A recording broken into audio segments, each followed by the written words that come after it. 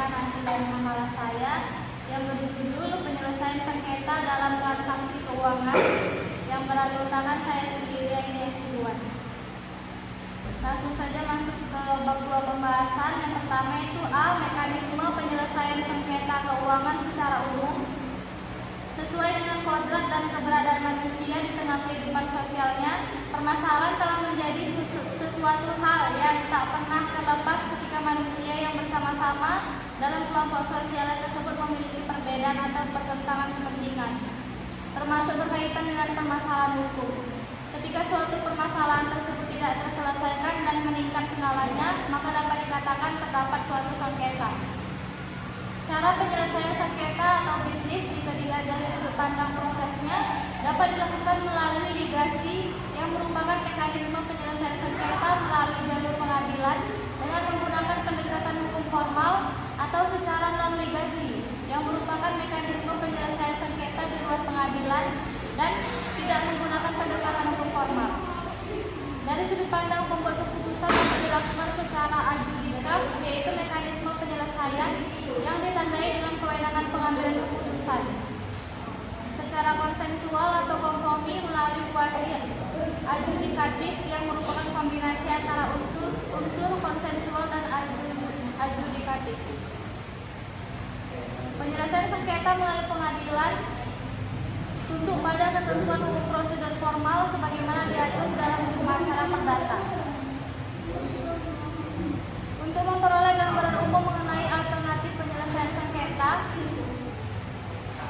George Appleby dalam tulisannya berpendapat bahwa ADR pertama-tama merupakan suatu eksperimen untuk mencari model-model baru dalam penyelesaian sengketa, penerapan baru terhadap metode-metode lama, forum-forum baru dalam penyelesaian sengketa, penekanan yang berbeda dalam pendidikan hukum. B. Peran lembaga alternatif penyelesaian sengketa atau LAPS dalam menangani sengketa transaksi keuangan.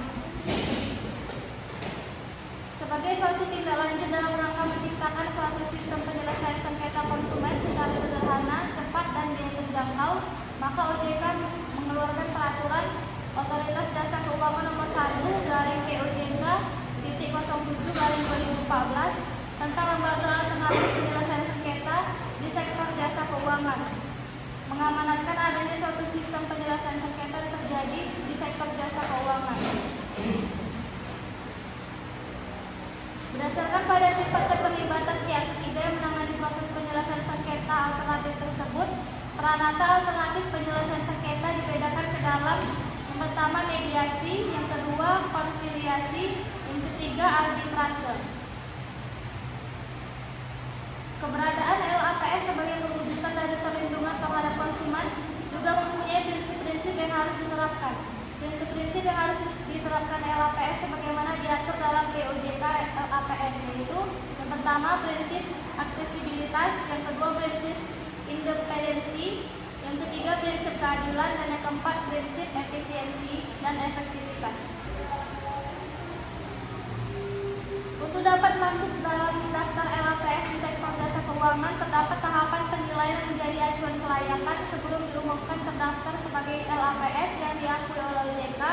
Adapun penilaian tersebut yang pertama, analisis pendahuluan yang dilakukan dengan tahapan sebagai berikut: permintaan dokumen, verifikasi kepada LAPS, pengelolaan dokumen, dan perumusan hasil analisis. Yang kedua, penetapan hasil penilaian LAPS diklasifikasikan menjadi dua. Yang pertama, memenuhi syarat apabila memperoleh nilai paling sedikit 75, dan yang kedua, belum memenuhi syarat apabila memperoleh nilai kurang dari 75. Dengan demikian, adanya lembaga alternatif penyelesaian sengketa di sektor jasa keuangan diharapkan dapat mewujudkan adanya kepastian bagi konsumen dan lembaga jasa keuangan atas sengketa yang timbul.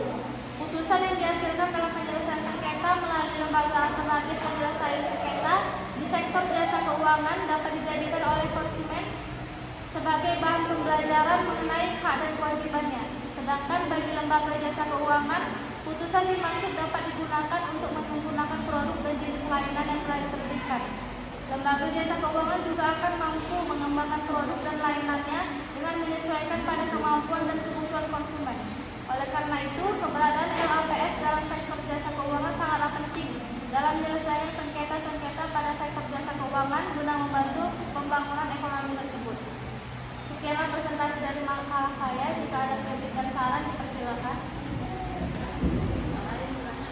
Boleh. Pertanyaannya? Assalamualaikum warahmatullahi wabarakatuh. Waalaikumsalam warahmatullahi wabarakatuh. Saya Delmani Wijaya dari kelompok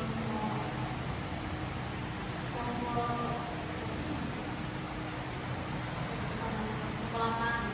Ini bertanya kepada ini, apa dampak dari arbitrase internasional terhadap penyelesaian sengketa transaksi keuangan di pasar global, dan bagaimana perbedaan yurisdiksi mempengaruhi keputusan penyelesaian sengketa tersebut?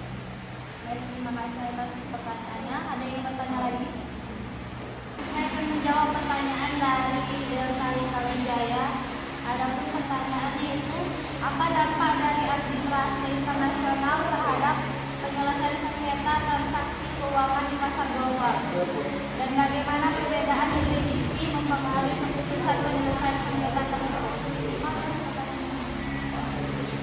Jawabannya adalah arbitrase internasional mempercepat penyelesaian sengketa transaksi keuangan di pasar global dengan memberikan alternatif yang lebih efisien dibandingkan litigasi di pengadilan nasional.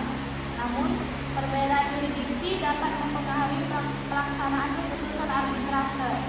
Meskipun ada kesepakatan internasional seperti Konvensi New York yang memudahkan pengakuan keputusan arbitrase, beberapa negara mungkin memiliki aturan yang lebih ketat atau pengecualian terhadap eksekusi keputusan arbitrase, tergantung pada kebijakan nasional dan kepentingan publik yang berlaku.